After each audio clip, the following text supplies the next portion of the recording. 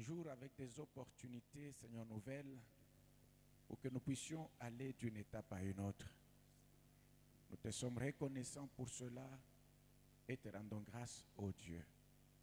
Permets que mon frère et ma sœur, par sa présence en ces lieux, qu'il trouve, Seigneur, l'opportunité d'accéder à la victoire de sa vie. Tu es Dieu pour le lui permettre et accorder cela à tes enfants. Au nom de Jésus-Christ. Merci éternel. Bien-aimé, avant de suivre le message et de continuer avec le programme,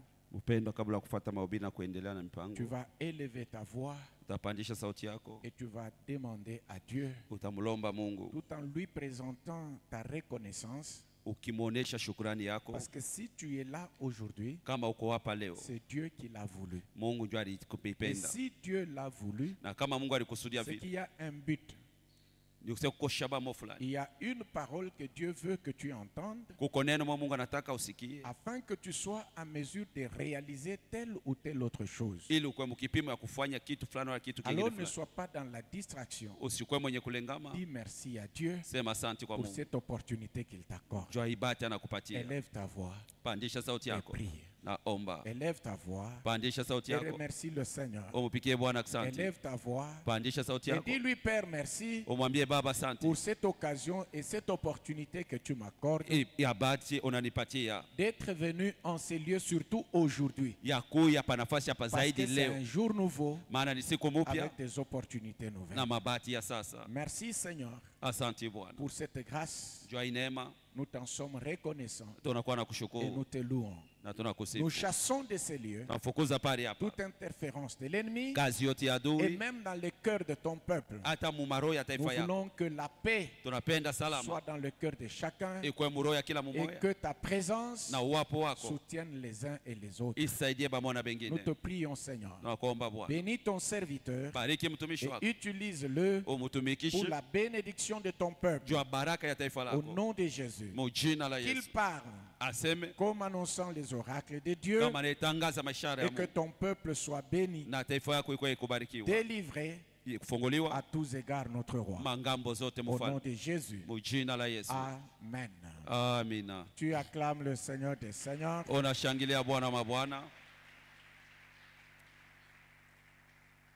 Que Dieu te bénisse pour ta présence. Et pendant que le pasteur David monte, tu peux saluer 2 ou 3 personnes. Tiens-toi debout là où tu es. Salue 2 ou 3 personnes.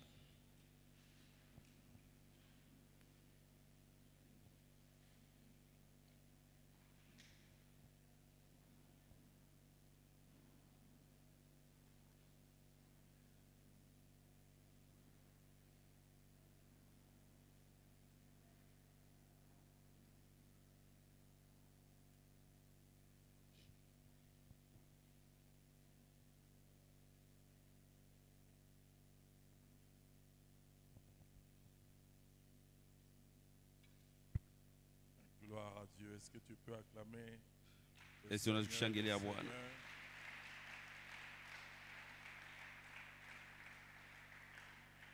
Que Dieu nous bénisse. Mungu atubariki. Gloire à toi, le roi. Dans les siècles éternels, tu es Dieu. Avant que le temps ne soit créé par toi, tu es Dieu. La création n'a rien changé en ta personne. Béni soit ton nom, toi qui es le même, hier, aujourd'hui et éternellement. Que ta grâce se multiplie sur ton peuple que nous sommes. Et que ta volonté nous soit transmise au travers de ta parole. Et que la pratique de cette parole nous amène à porter beaucoup de fruits et que ce fruit demeure. Et que chaque vie en ces lieux prenne la forme de tes promesses, afin que tu sois glorifié et reconnu comme Dieu agissant jusqu'à ce jour, selon que Christ a déclaré, mon Père agit jusqu'à ce jour, et moi aussi j'agis. Que ton nom soit glorifié, et tout cela à la gloire du Père, par l'œuvre du Saint-Esprit. En Jésus-Christ et en son nom seul, nous avons ainsi prié. Amen. Amen. Que Dieu vous bénisse. Mungu atubariki. Nous reprenons notre travail. Tunarudilia, tunaanza kazi yetu. Et nous avons atteint le niveau de parler de 4 éléments indispensables ambayo tulifikia mkipima kusemezea bitu ine bya lazima sana pour qu'il y ait production de beaucoup de fruits kukwe kuzala matunda mengi et que ces fruits-là demeurent. Na ile matunda ikawie wala idumu. Et ce sont ces 4 éléments-là Na ni ile bitu ine qui en fait une fois respectés, wakati bio binaheshimiwa, une fois comprises, wakati binaeleweka, une fois que la vision de Dieu nous pénètre par ces 4 choses-là, wakati onyo ya Mungu inatuingia ndani ile bitu ine, que nous serons en permanence productifs, tutaendelea tukizaa matunda et utiles à Dieu kwa bafaida kwa Mungu et aux hommes. na kubatu.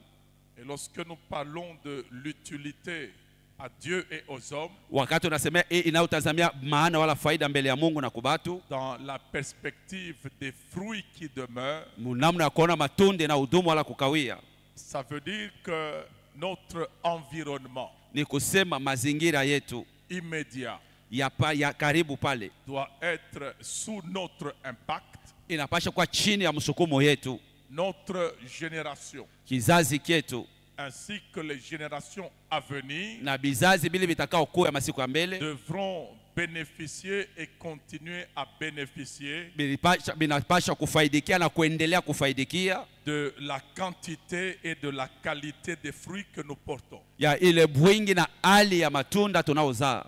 Amen. Amen. Nous allons donc parler de la première chose aujourd'hui. Tasemea kitu ya kwanza leo. Et commençons par les énumérer pour ceux qui n'étaient pas avec nous hier. Tuanzie hapo kubitaya kubala bakwenda shijana. Il s'agit premièrement de la semence. Ya kwanza inatazamia mbegu. Deuxièmement du sol. Ya pili bulongo. Troisièmement de la saison. Ya tatu inaotazamia nyakati wala wakati. Et quatrièmement des soins.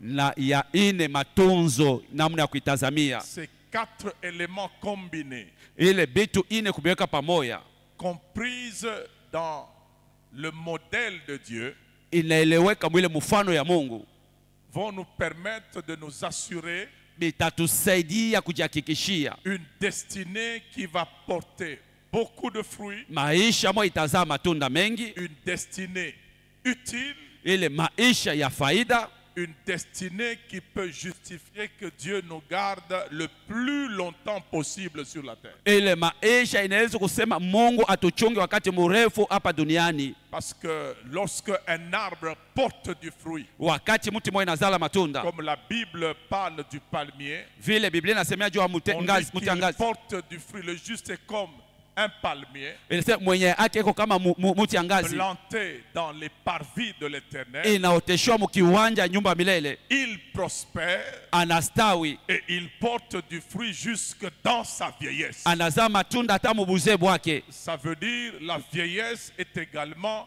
on va voir quand on verra la saison, un moment de production de fruits.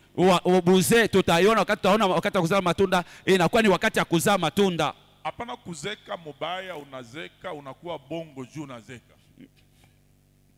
Hauna tena na kia kufanya, mukino amutoke tena verite bo juu tu unazeka, unaanza kulanja watoto mambo, haina kuzeka kwa biako. Amen. Amen. Alors nous commençons avec la semence. Tunaanza na mbegu.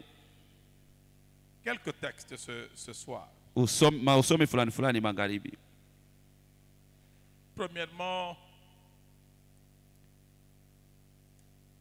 Juge chapitre 6 de 12 à 16. Waamuzi sura yake ya 6 mstari wa 12 hadi 16. C'est le texte qui va nous donner un modèle biblique pratique. Ni usomi itatupatia mfano ya Biblia ile inakuwa ya kutenda. Notez d'abord le texte, nous allons le lire après. Muiandike mbele tutasoma kisha. Juge chapitre 6. Waamuzi sura yake ya 6. De 12 à 16. 12 hadi 16. Après nous allons aller dans Matthieu. Kisha tutaenda Mathayo. Chapitre 13. Sura yake 13. Verset 30. Mstari 13. Et verset 38. Na mstari 38. Matthieu chapitre 13. Mathayo sura 13. Verset 30. Mstari 13. Et 38. Pas jusqu'à 38. Et 38. Kisha mstari 38. Et nous allons prendre Éphésiens. Tutabeba wa Efeso. Chapitre 3. Sura yake ya 3. Verset 20. Mstari 12. Éphésiens chapitre 3. Wa Efeso sura ya 3. Verset 20. Mstari 12. Est-ce qu'on peut commencer la lecture? Eti tunaweza kuanza kusoma. Et je la commence à reculons en prenant Éphésiens 3, 20 et nous allons rentrer. Ninaanza tukirudia tukibeba Efeso 3 mstari 12 kisha tutarudia kule tulianzia. Éphésiens chapitre 3 verset 20, la Bible dit: Or, à celui qui peut faire par la puissance qui agit en nous, kwa yule anaweza kufanya kupitia uwezo inaitenda ndani yetu, infiniment au-delà de tout ce que nous demandons ou pensons. Zaidi kupita ile yote tunaomba wala tunawaza. Je ne sais pas en Swahili si infiniment c'est zaidi. Zaidi ya sio mwisho. Voilà. Ya sio mwisho. Parce que c'est l'élément le plus important dans ce ni kitu ya lazima ile. Or, à celui qui peut faire, kwa yule anaweza kufanya, par la puissance qui agit en nous, kupitia uwezo unayotumika ndani yetu, infiniment au-delà de ce que nous demandons ou pensons. Pasipo mwisho kupita zaidi ile tunayoomba na ile tunawaza. Matthieu 13, 38. Mathayo 13 mstari wa 38. Le champ, c'est le monde. Shamba inakuwa ni dunia. La bonne semence, ce sont les fils du royaume. Mbegu nzuri inakuwa ni wana wa ufalme.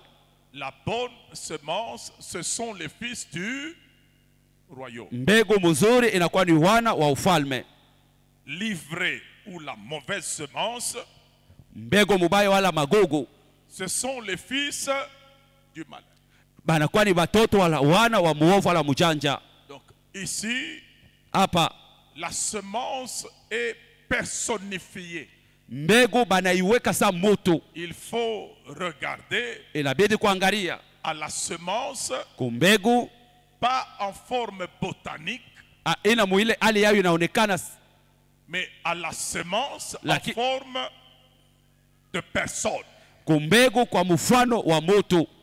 Ça veut dire, ici, semence veut dire, hapa mbegu ni kusema fils du royaume quand c'est la bonne semence. Mwana wa ufalme kama ni mbegu mzuri. Et ça veut dire fils du malin. Mwana wa muovu wala mukalamushi. Lorsqu'il est question de la mauvaise wakati natazamia mbegu mubaya semence. Amen. Amen. Verset 38. Mstari wa 38. Laissez croître ensemble l'un et l'autre jusqu'à la moisson. Muyache ikomale yote pamoja mumwana mwingine hata kwa wakati ya mavuno. Si on doit remplacer l'un et l'autre, nous dirons, laissez croître la bonne semence acheni kukomala mbegu mzuri et la mauvaise semence na mbegu ya mubaya jusqu'à la moisson. Ati wakati ya mavuno. Et à l'époque de la moisson, je dirais aux moissonneurs, wakati ya mavuno taambia wavunaji, arrachez d'abord l'ivraie. Liez là en gerbe pour la brûler. Mais amassez le blé dans mon grenier. Arrachez d'abord la mauvaise semence. Amen. Amen. Maintenant, nous prenons Juge chapitre 6, de 12 à 16. Waamuzi sura ya 6 mstari wa 12 hadi 16. L'ange de l'Éternel lui apparut et lui dit, Malaika wa Bwana akamuonekanikia na kumwambia, l'Éternel est avec toi, vaillant héros. Bwana eko pamoja nawe, suja mtu wa nguvu. Gédéon lui dit, Gideon akamwambia, ah, mon Seigneur, Bwana wangu, si l'Éternel est avec nous, kama Bwana ni pamoja nasi, pourquoi toutes ces choses nous sont-elles arrivées? jua nini maneno yote ilitufikia? Remarquez bien, Muangalie mzuri, l'Éternel est avec toi. Wa milele eko pamoja na weye. Réponse. Jibu. Ce n'est pas si l'Éternel est avec moi. Quelle est la réponse? Jibu ni kusema yeye anasema Bwana iko pamoja na mimi. Si l'Éternel est avec nous. Kama Bwana ni pamoja nasi. Amen. Amen. Pourquoi toutes ces choses nous ont-elles arrivées? Jua nini vitu hivi vyote vilitufikia? Et où sont ces prodiges que nos pères nous racontent quand ils disent? Kuwapi kuko maishara ambapo wetu wanakuwa wanatufasiria wakati wanasema, l'Éternel ne nous a-t-il pas fait monter hors d'Égypte? Bwana eti asikututosha toka nchi ya Misri? Maintenant l'Éternel nous abandonne et il nous livre entre les mains de Madian. Sasa Bwana anatuachilia na tutolea mikononi mwa Madiani. L'Éternel se tourna vers lui et dit, Bwana akageuka kwake na kumwambia, va avec la force que tu as. Uende na nguvu ile ambayo uko nayo. Va avec la force que tu as. Uende na ile nguvu uko nayo. À celui qui peut faire par la puissance qui agit. Kwa ule anaweza kufanya kupitia uwezo inaotenda. La puissance agit où dans Ephésiens? Mwa Efeso, ile nguvu inaotenda wapi?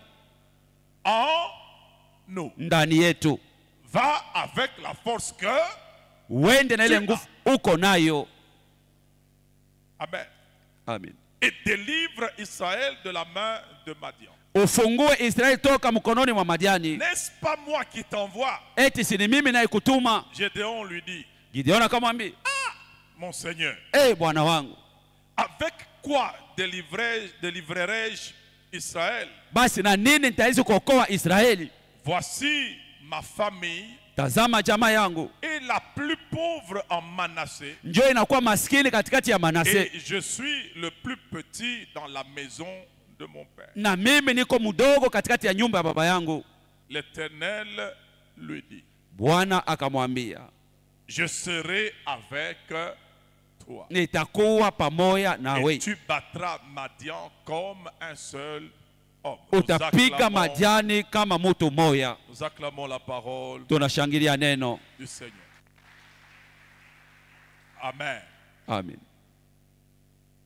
Pour qu'il y ait production de fruits, ili kupate kwa kuzaliwa kwa matunda, l'élément premier kitu kia kwanza s'appelle la semence. Inaitwa mbegu. Qu'est-ce que la semence? Mbegu basi ni nini? Amen. Amen. Nous pouvons définir la semence tunaweza kufafanushia mbegu comme un agent divin, kama vile mfanyakazi wa kumbingu, porteur de vie. Mwenye kubeba uzima. La semence c'est un agent divin.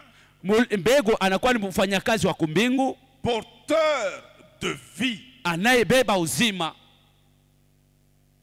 producteur de plusieurs formes de vie, mwenye kuzaa aina mingi ya maisha, et multiplicateur de sa propre vie, na mjumlishaji wa maisha yake binafsi, pour en assurer la conservation.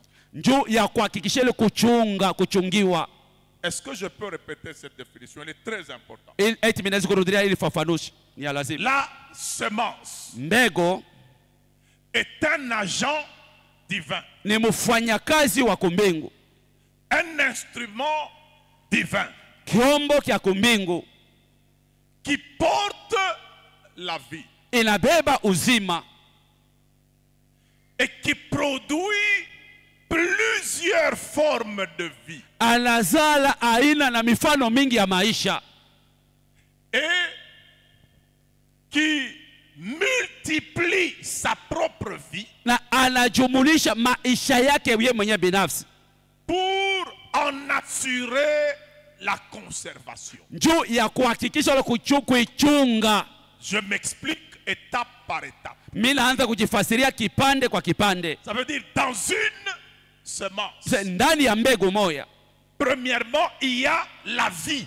Ya kwanza muko mbele buzima. Et cette vie-là, na ile buzima, comme dans Genèse il est écrit, kama vile mwanzo inaandikiwa, que les arbres portent des semences, miti izai mambegu, ibebe mambegu, chacune selon son espèce. Kila muti kufatana na kabila yako ala hali yayo. Donc chaque semence, kila mbegu, porte une vie selon son espèce. Inabeba uzima mo kufatana na kabila yake. Le citron porte la vie du citron. Ile ndimu inabeba ile uzima. La semence du citron porte la vie du citron. Wala mbegu ya citron inabeba buzima bwa citron. Elle ne porte pas la vie de l'avocat. Aibebake buzima bwa avocat.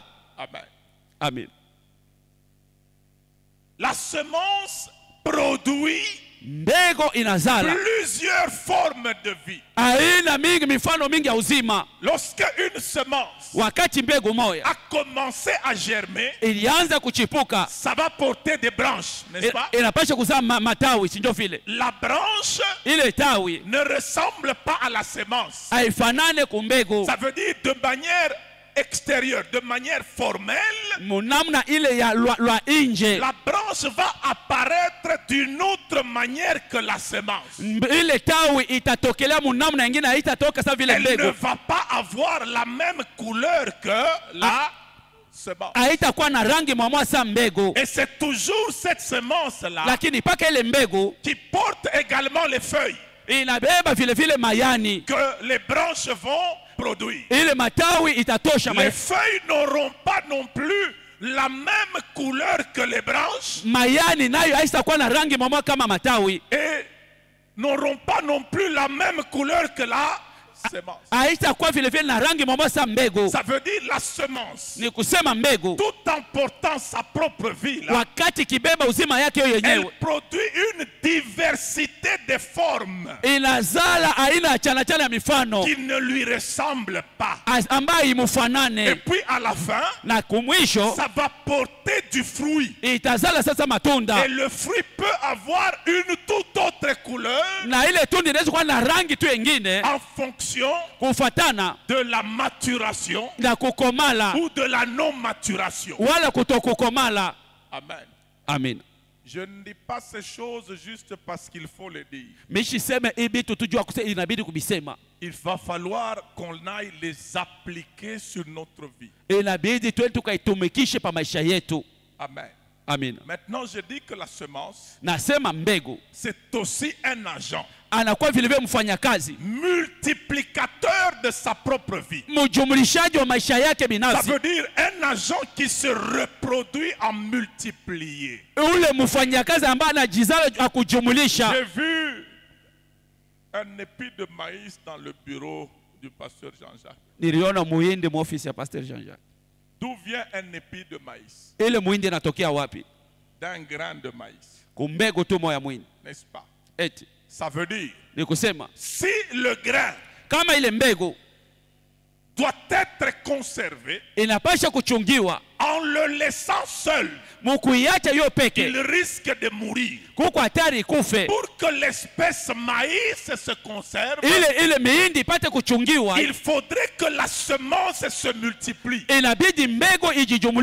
Ça veut dire pratiquement, pour que des fruits demeurent, il faudrait que le porteur de fruits là se multiplie. Amen. Amen. Donc s'il n'y a pas multiplication, il n'y a pas conservation. Kama hakuna kujumulika wala kuzidisha, hakuna kuchunga. On ne va exister que pour un temps. Utaishi tu wakati mwa fulani. Amen. Amen. N'est-ce pas que c'est ça qui fait que nous avons souvent considéré comme un risque d'avoir un seul enfant. Turiona kama hatari ya kuzala mtoto tu moja. D'ailleurs on le dit en Swahili, mtoto moja kusaricho moja kama linatoboka. N'est-ce pas? Sinjo vile. Ça veut dire nikusema pour que vous puissiez vous assurer la conservation d'une espèce, ya kuchungiwa kakabila moja il fulani. faut multiplier inabidi kuzidisha les semences de cette espèce. Mbegu ya ile kabila. Et même l'église, hata kanisa, pour qu'elle tienne en tant qu'église, ili shikama ibaki kama kanisa, elle doit travailler à multiplier les chrétiens. Inapaswa kutumika kujumlisha bakristo. Si nous devenons les derniers chrétiens à être ici-bas sur la terre, kama tunatolea bakristo wa mwisho wa kuwa hapa chini, alors qu'il reste encore du temps à vivre sur la terre, wakati kunabakia wakati wa kubakiishi pa dunia, on aura cédé cette terre à l'adversaire. Tutaachia hii dunia kwa mpinzani. Ça veut dire sur le plan évangélique. Ni usema mipango ya kutangaza habari njema.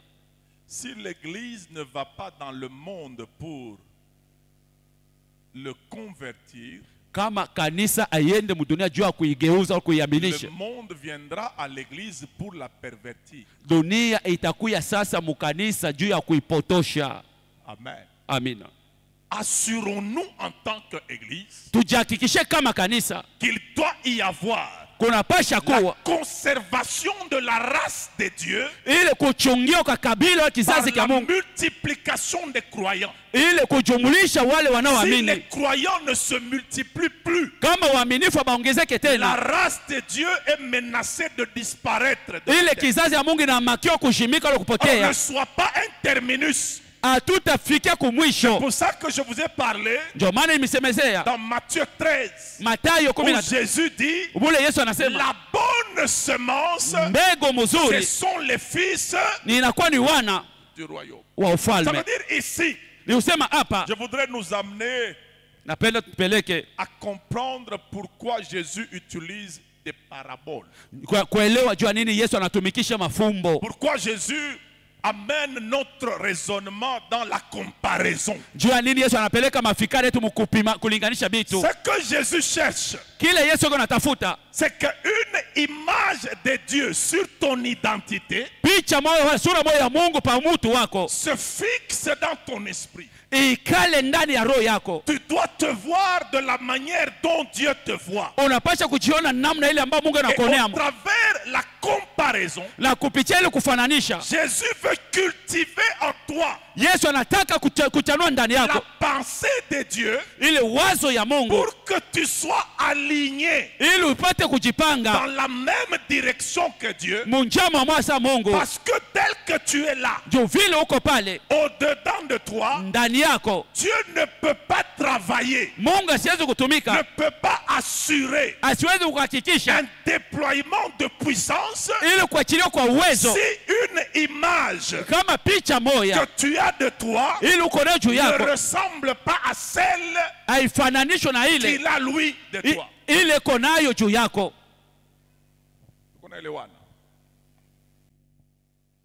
N'est-ce pas que il est écrit dans Isaïe, mes pensées ne sont pas mawazo yangu haiko njo mawazo yenu, et mes voix ne sont pas vos voix. Manjia yangu haina njo yenu. Ça veut dire que ni kusema les pensées mawazo sont des voix. Inakuwa ni manjia.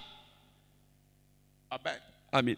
Les pensées mawazo sont des directions de la vie. Inakuwa ni manjia wala maongozaji ya maisha. Chacun de nous va aller en direction des modèles de ses pensées. Ataenda kule kunaelekea mfano ya mawazo yake. Et la manière de Dieu d'agir, namna ya kutenda kwa Mungu, c'est que nous sommes des semences, tuko mambegu, et nous portons la vie, na tunabeba buzima, et cette vie là, na ile uzima qui n'est pas notre vie, qui est la vie de Dieu, ile uzima wetu ni ya pour que Dieu vienne amplifier. Ili Mungu akue tena kuiongeza kuinenepesha. Pour que Dieu vienne agir. Ili Mungu akue kutenda. Et travailler. La kutenda. Dans notre destinée. Mu maisha yetu. Il a besoin de se rassurer. Eko na lazima que le modèle des images qu'il y a en nous. Ile mfano ya mapicha iko ndani yetu. Est égal à son modèle à lui. Inafanana na mfano yake yeye. Amen. Amen. C'est pour ça que nous avons pris Éphésiens. Ndio maana tulibeba wa Efeso. Qui nous dit anayetuambia à celui qui peut faire ule anawezi kufanya infiniment basio mwisho. On peut y aller? Tunaweza kwenda au-delà zaidi de ce que ya ile nous demandons tunalomba ou pensons. Wala tunawaza. J'ai sauté un élément, vous n'avez pas vu que je l'ai sauté. À celui qui peut kufanya par la puissance qui agit en nous. Ça veut dire dans chaque chrétien, dans chaque fils de Dieu, comme dans une semence, il y a une puissance en action. En chacun de nous, il y a une puissance qui devra travailler. Et c'est Dieu qui viendra faire travailler cette puissance-là. Quand Dieu commence le travail, pour qu'il aille vers l'infini, la puissance qui agit en toi, il regarde ce que tu penses, ce que tu demandes. Quand on dit infiniment au-delà de ce que nous demandons et pensons, ça veut dire que la pensée est comme une demande.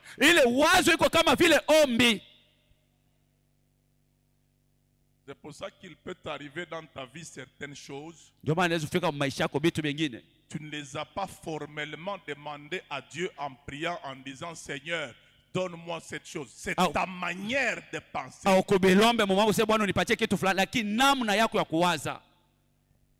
Amen. Raison pour laquelle tu dois avoir une vision de toi selon le modèle de Dieu. Si il t'appelle semence en disant la bonne semence, ce sont les fils du royaume. L'image que tu dois avoir de toi, tu es une semence, quelqu'un qui porte la vie, quelqu'un capable de produire plusieurs formes de vie, et quelqu'un capable de se conserver en se multipliant. Ça veut dire, laisse-moi dire en sens swahili, hautaishaka. Amina. Amen. Est-ce que je peux nous ramener dans la dimension de la foi? Dans cette dimension de la foi, en tant que des semences, vous devez savoir que votre présence sur la terre a une influence même sur des gens qui n'ont pas encore fait leur apparition sur la terre. Je prends le modèle d'Abraham. Au chapitre 7 d'Hébreux, la Bible dit, lorsque Abraham s'est présenté devant Melchisedec, Lévi qui est censé percevoir la dîme, l'avait payé en Abraham parce qu'il était dans les reins de son père pendant qu'Abraham payait la dîme. Ça veut dire quoi? Lévi ne peut pas percevoir s'il n'a pas commencé par payer. Chez Dieu c'est comme ça. Si tu voudrais recevoir, commence par... C'est pour ça que quand Dieu nous demande rendez la gloire, c'est parce qu'il nous a donné la gloire. Lévi est qualifié pour percevoir la dîme en tant que sacrificateur. Lawi anatayarishwa kupokea chekumi kama kuhani. Selon le principe de Dieu, kufuatana na kanuni ya Mungu, celui qui perçoit ule anayepokea doit être d'abord celui qui donne. Anapashi kuwa mbele ule kona pana. Quand est-ce que Lévi a donné? Wakati gani Lawi alipana? C'est lorsque Abraham qui portait Lévi. Ni wakati Abraham alikuwa anabeba Lawi. En tant que semence qui portait la vie de Lévi. Kama mbegu alikuwa anabeba uzima wa Lawi. Qu'il payait la dîme à Abraham. Wakati alikuwa analipa chekumi kwa Melchisedec. Plutôt à Melchisedec. Alikuwa analipa Melchisedec. C'était Lévi également. Ni Lawi vile vile. Engagé par cet acte-là. Mwenye kujitoa mwile tendo. Parce que Abraham était porteur de la vie de Lévi. Maana Abraham alikuwa mwekubeba uzima wa Lawi. Vous comprenez? Tel que tu es là aujourd'hui ici, tu portes plusieurs vies qui n'ont pas encore fait apparition sur la terre et que tu es en train d'engager aujourd'hui. Tu ne dois pas vivre de n'importe quelle manière. Amen. Amen. Ça, j'aimerais bien le dire en Swahili. Surtout quand Morsha kwa muzazi, kuko mambo mwingine abafanya ketena jutu ya buzazi. Amen.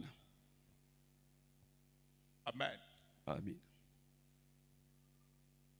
On est ensemble? Et tout pamoja. Maintenant, la vision que tu dois avoir de toi. En tant que semence. Kama mbegu. C'est une vision ni onyo d'une personne ya mtu moya qui doit savoir compter premièrement anapaswa kujua kuhesabia mbele sur la force extérieure qui va la semer. Ile nguvu ya nje itamupanda. La semence ne se sème jamais d'elle-même. Mbegu haijipandake kama hiyo yenyewe. Il y a toujours un semeur qui doit semer la kuko paka mpandaji unapaswa kupanda ile mbegu. Si tu es une semence de Dieu, qui est ton semeur? Kama uko mbegu ya Mungu, nani ndio mpandaji wako? Dieu. Ni Mungu. Amen. Amen. Donc, la semence, pour qu'elle entre en action, il faudrait que son semeur la dépose dans son lieu. Donc, il y a la force du semeur qui place la semence. C'est à Dieu de te placer. On verra demain quand on va parler du sol. Parce que la Bible dit, le germe germera en son lieu. Maintenant, lorsque la semence entre en action par son semeur et qu'elle entre dans le sous-sol, elle ne va plus compter sur la force du semeur. Pour qu'elle germe, elle doit elle-même compter sur la vie qu'elle porte. Ça veut dire, tel que tu es là, tu ne dois pas toujours attendre que Dieu fasse certaines choses pour toi, parce qu'il t'a déjà semé sur la terre. Maintenant, c'est lui qui attend que certaines choses à l'intérieur de toi, la puissance qui agit en toi, que tu la fasses germer pour que son plan parvienne à avancer. Que Dieu vous bénisse de comprendre ces choses. Je voudrais avancer encore avec un élément pratique. Je suis contre et je serai toujours contre un soi-disant évangile qui nous présente toujours comme des victimes de nos origines.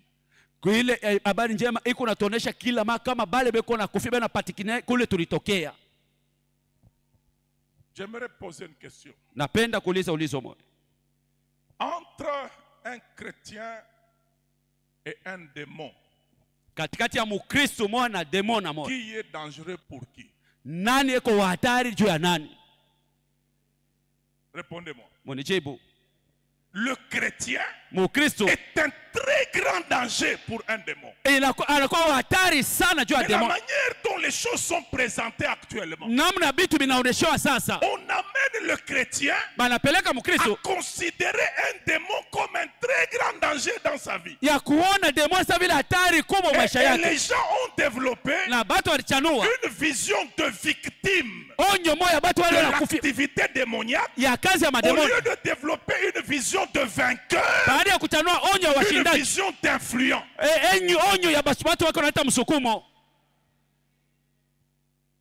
Les chrétiens, il y a un évangile faux.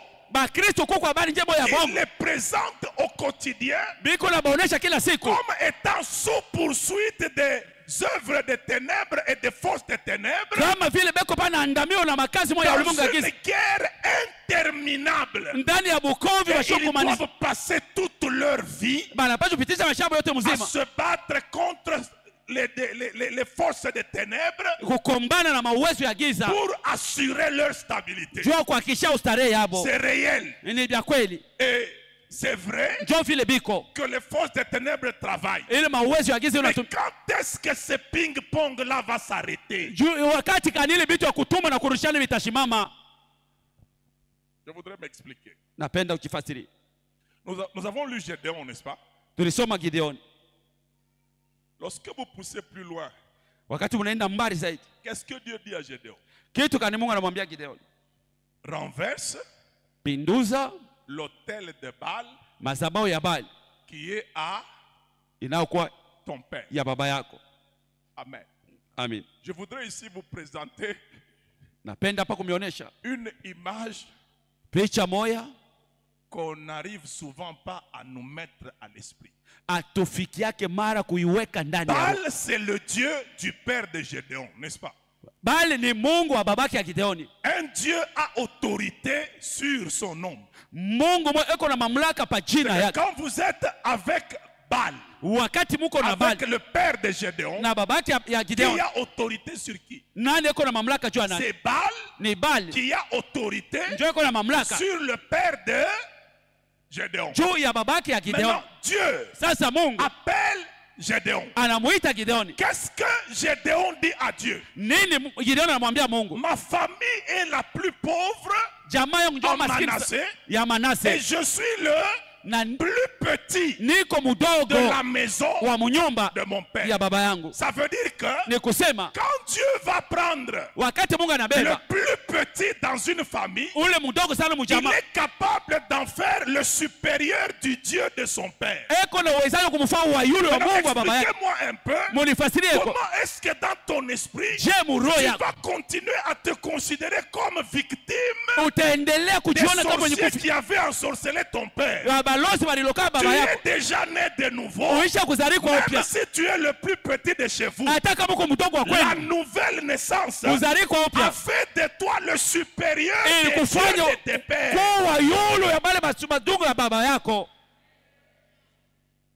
Apanaka kurionaka paka papa t'expliquera ma histoire ya mapoloji ya kwabo atutayaka kama ni nkambo fulani ule nkambo alikuwa terrible.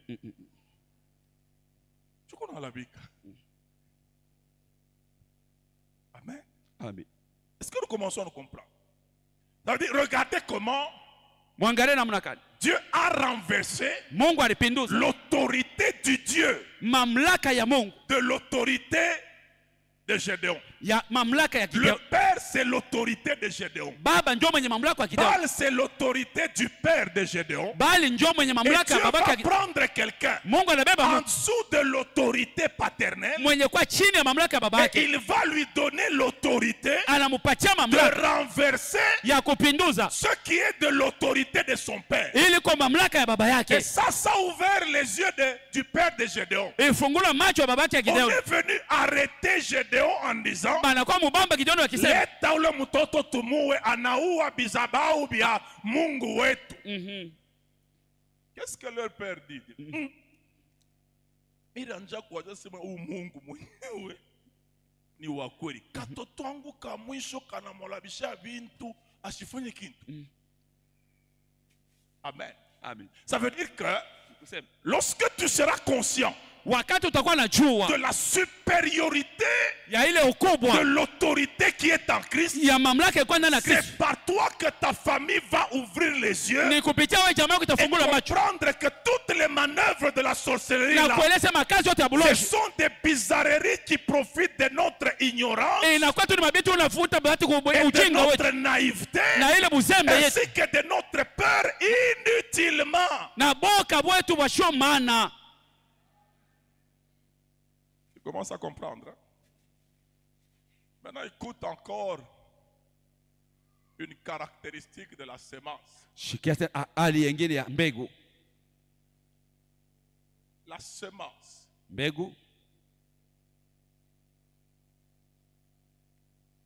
C'est la petite chose qui transporte plusieurs autres grandes.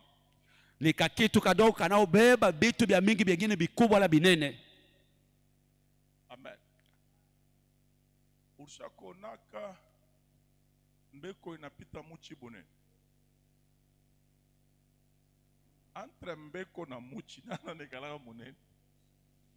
Muchi. Ça veut dire que lorsque tu es une semence de Dieu, lorsque tu sais que tu es une semence de Dieu, tu dois savoir que ce n'est pas la grandeur qui permettra de faire grand. N'attends pas d'avoir des grands moyens pour penser faire grand. En tant que semence, tu es porteur de grandes choses même étant en état de faiblesse.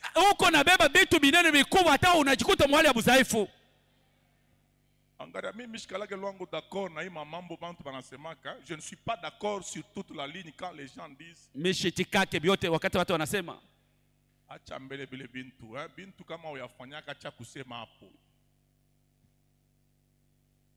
ce n'est pas dans tous les cas.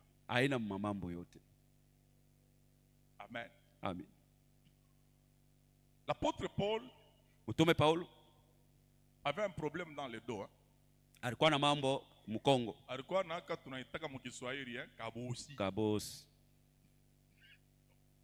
Apôtre Paul, qu'est-ce qu'il a dit? J'ai prié 3 fois. Mais le Seigneur m'a dit, ma grâce te suffit, ma puissance s'accomplit dans ta faiblesse. Ça veut dire Paul, malade, mais capable de guérir. Le manque de guérison dans la vie de Paul ne rend pas Paul incapable de guérir les autres. Le manque d'une chose dans ta vie ne signifie pas que tu n'es pas capable de la produire pour des gens. C'est pour ça que la Bible dit, nous sommes considérés comme pauvres, mais enrichissant plusieurs. Donc, tu peux me regarder tel que je suis. Apparemment, je n'ai pas ce que les gens ont. En tant que serviteur de Dieu, je suis capable de te donner des choses que je n'ai pas matériellement dans ma vie. Un sacrificateur, c'est un agent par qui Dieu passe pour donner aux hommes des résultats sans que le sacrificateur ne soit scientifiquement compétent à les donner. Quelqu'un peut être guéri par imposition de main par quelqu'un qui n'a pas fait la médecine mais qui croit en Dieu. Les sacrificateurs n'ont pas fait pont et chaussée pour faire traverser aux gens le Jourdain. Dieu leur a juste dit, mettez les pieds dans le Jourdain et il va se déchirer. L'obéissance à la parole de Dieu peut faire qu'une chose qui n'est pas matériellement dans ma vie va être produite dans une vie qui en a besoin. Ne te néglige pas usijibeule, personne ne te donne une autre vision de toi-même, na mtu anakupatia onyo ingine parce yeye que mwenyewe tu es pauvre. C'est pour ça que lorsque Gédéon dit à Dieu, je suis pauvre, je suis le plus petit de la maison de mon père, et ma famille c'est la plus petite en Manassé. Regardez la combinaison des petites choses. En Israël, la plus petite tribu, c'est Manassé. Quand vous allez dans Manassé, la famille de Gédéon, c'est la plus petite famille. Et quand vous allez dans cette famille-là, Gédéon, c'est le plus petit. C'est que nous avons un petit dans le petit qui se trouve dans le petit. Et pour Dieu, c'est ce petit-là qui est la sémence qui porte la grande chose. Si aujourd'hui tu es dans la petitesse, tu es qualifié pour que Dieu fasse grand par toi. Kambekwa kekalake kanene kankalaka paka kaloko. Amina. Hapana kutafuta binene. Iloko ndani yako mukale kaloko wiko itafanya bintu binene. Amina. Tu commences à me comprendre, hein? Unaanza kunielewa wako. Mungu akusaidie kwa sana. Papa misha kutambuka au nenga? 5 minutes. Amen. Amen. Non, pas ni ponyoki. Amen. Amen. Regardez la manière dont Dieu fait les choses. Dans les 5 minutes, je voudrais vous donner le système de Dieu pour que ce qui est en nous commence à avancer, à produire du fruit.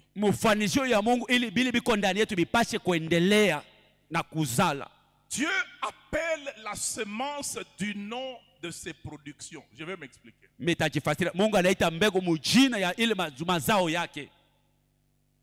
comprenez quand même, hein? Je prends un texte. Lorsque Gédéon est rencontré par Dieu, qu'est-ce que Dieu lui dit? Comment Dieu l'appelle? Vaillant, héros. Gédéon n'a jamais fait la guerre, c'est un boulanger.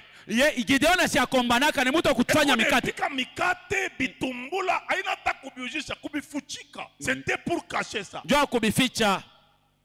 Mais quand Dieu regarde à cet homme-là, il l'appelle comment? Vaillant, héros. Ça veut dire, Dieu appelle Gédéon du nom de quelqu'un qui a déjà eu des résultats, alors que Gédéon n'a jamais mené des actions. Tu dois apprendre à t'appeler du nom des grands résultats, même si tu n'as pas encore fait des actions.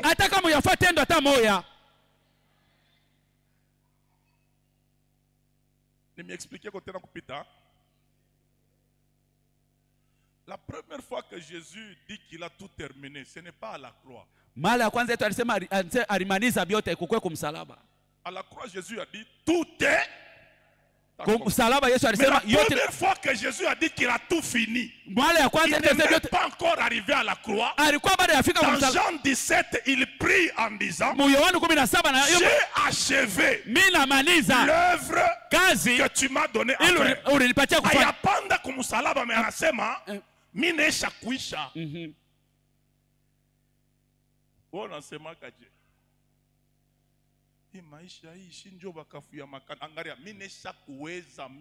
Amina. Apprends à déclarer que tu as déjà réussi ta vie. Parce qu'en tant que semence de Dieu, tu portes tout ce qu'il faut. Et Dieu appelle la semence du nom de ses résultats. Rentrons dans la Genèse et on termine par là. Là, on est ma prière, ma confession.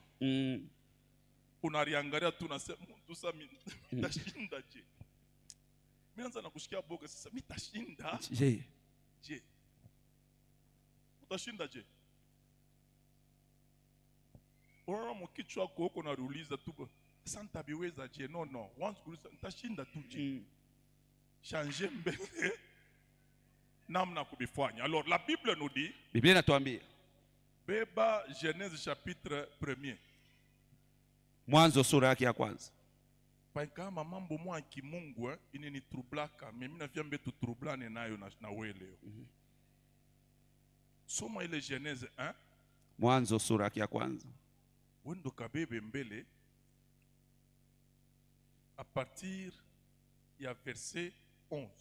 Puis Dieu dit kisha Mungu akasema que la terre produise la verdure, bulongo buzae majani, de l'herbe portant de la semence, mayani kibeba mbegu, des arbres fruitiers donnant du fruit selon leur espèce, miti ya matunda ikitoa matunda kufuatana na mali, en eux leur semence, ikikuwa ndani ya matunda na mbegu yabo. Et cela fut ainsi. Na ile ikakuwa hivi. La terre produisit quoi? La verdure, n'est-ce majani pas? Sur la terre. Bulongo. Et l'herbe portant de la semence selon son espèce. Mayani et des arbres donnant du fruit. Na matunda ayant en eux leur semence selon leur espèce. Ikikuwa na mbegu ndani yabo kufuatana na makabila yao. Et la Bible dit quoi? Dieu fait quoi? Il vit. Voir c'est quoi? Shikuona. Mungu akaona ya kama ilikuya muzuri. Okay. Sasa pindula kwa kafe uende mu Genèse 2. Wendo kaone bile Mungu aliona. Bamba pa verset 4. Wanje kusoma hapo. Hapana kusoma na fanatisme. Kusome. Voici les origines des cieux et de la terre quand ils furent créés. Lorsque l'Éternel, Dieu, Mungu fit une terre et des cieux. Akafanya bulongo na mbingu. Verset 5 asema nini? Aucun arbuste des champs n'était encore sur la terre. Dans Genèse 1 là, qu'est-ce que Dieu avait vu qui était bon? Mungu aliona nini ilikuwa mzuri? On a vu on a papoté à ça, ça.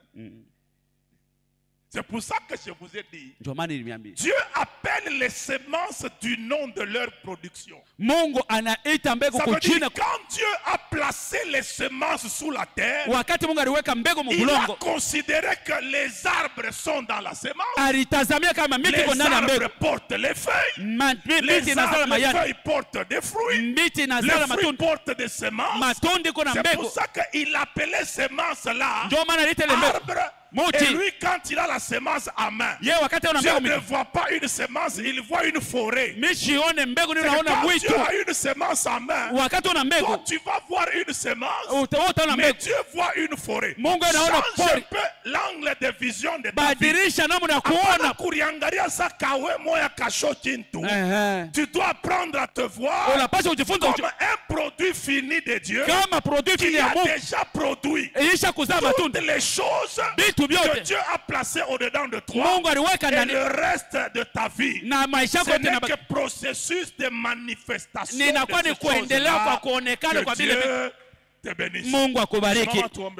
Simama bwima.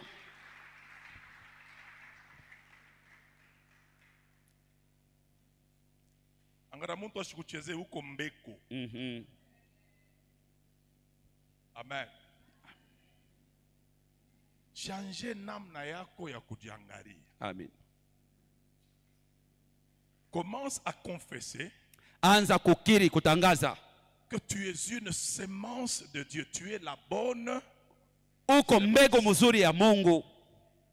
Amen. Amen. Reconnais-toi ainsi. C'est Dieu qui t'a appelé ainsi. Ni Mungu ndiye alikuita hivi. Et j'aimerais bien te le dire. Napenda kuambia malgré tes défauts. Ingawa makosa yako. Amina. Malgré tes défauts, malgré ce que les gens peuvent dire de toi, ce qui est à l'intérieur de toi ne change pas parce que les gens ne voient pas ça. Ne change pas de vision sur toi à cause de ce que les gens ont comme apparence sur ta personne. Confesse d'abord que tu es la semence de Dieu et pas n'importe quelle semence. La bonne semence. Ça veut dire dans ta vie il y a les bonnes choses de Dieu. Commence à le confesser. Prions dans le nom de Jésus. Prie dans le nom de Jésus. Kupita vile unaomba kama unafukusha mapepo. Amen. Hii ni yako wewe na Mungu, hapana pepo hapa. Iniwe namu. Anja. Confesse. Tangaza kiri.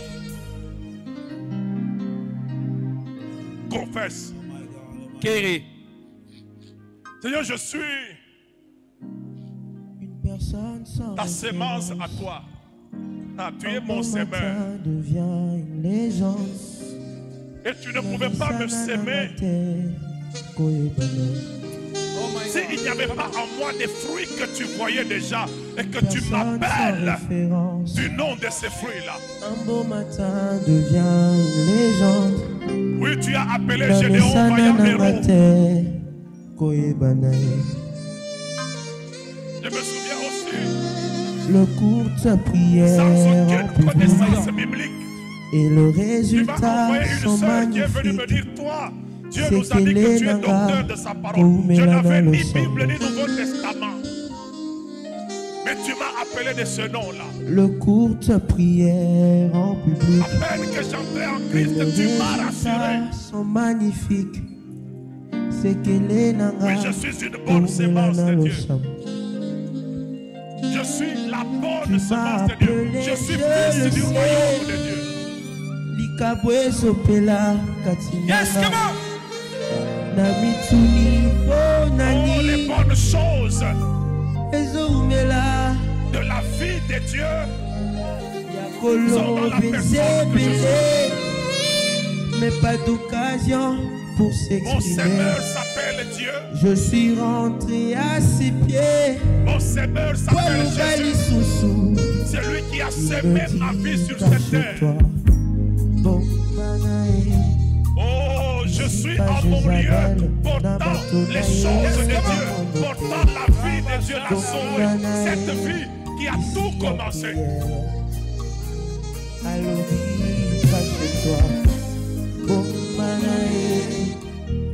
Laisse-moi célébrer ce que tu as fait de moi. Ta propre semence, c'est pas n'importe quelle. La bonne semence, tu es un bon Dieu. Tu ne peux pas avoir de mauvaises semences. Tu es bon et tu n'as que ce qui est bon. Seigneur, si tu m'envoies, c'est parce que tu m'as fait bon. Tu m'as rendu bon. Et tu as dit, l'homme bon tire des bonnes choses du bon trésor de son cœur. Il y a dans mon cœur des bonnes choses que toi, tu as placées parce que tu es bon. Et de grands héros tombés. Oui, je le suis parce que c'est toi qui l'as déclaré. Je le suis parce que c'est toi qui l'as fait.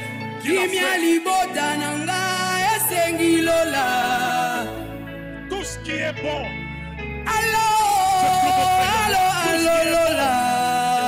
se trouve dans ma personne. Tout ce qui est bon.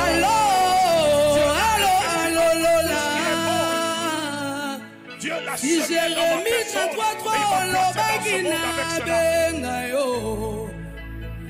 Si Jérémie 33 laisse-moi élever ton nom et ta présence.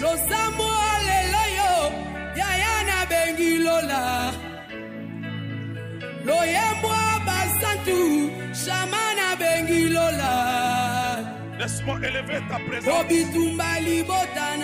Parce que je suis une semence que tu as placée sur cette terre.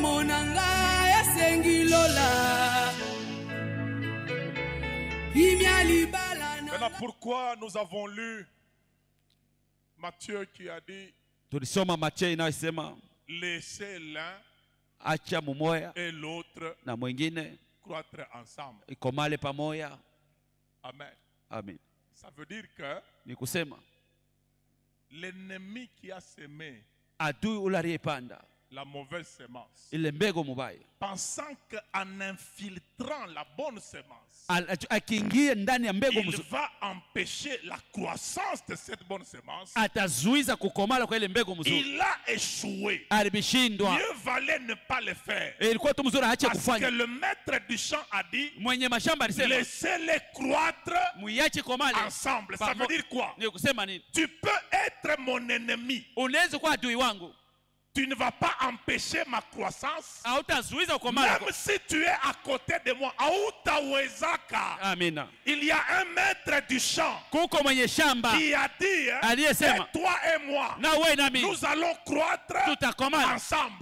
D'abord, tu dois confesser cela que toute présence de l'ennemi dans ma vie n'est pas dangereuse pour ma croissance. Elle ne va pas étouffer ma croissance. Parce que le maître a déjà parlé. Commence à confesser cela dans le nom de Jésus. Quel que soit le nombre des ennemis, tu vas croître. Quel que soit le nombre d'adversaires,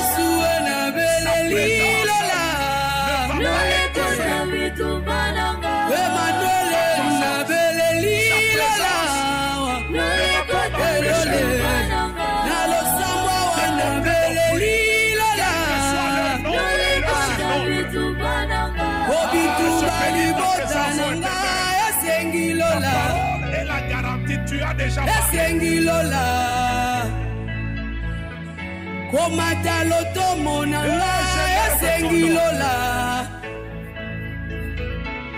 Sija musala nanga esengilola Na beleli lola Lole kota bitumba nanga Na beleli lola waye Lole kota bitumba nanga Na losambo wana beleli lola Lole kota bitumba nanga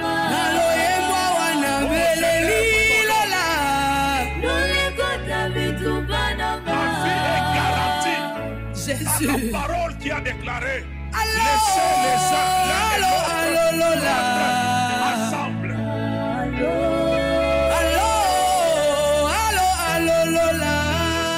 J'aimerais élever. Si Jérémie 33:3 Olobakina Benga.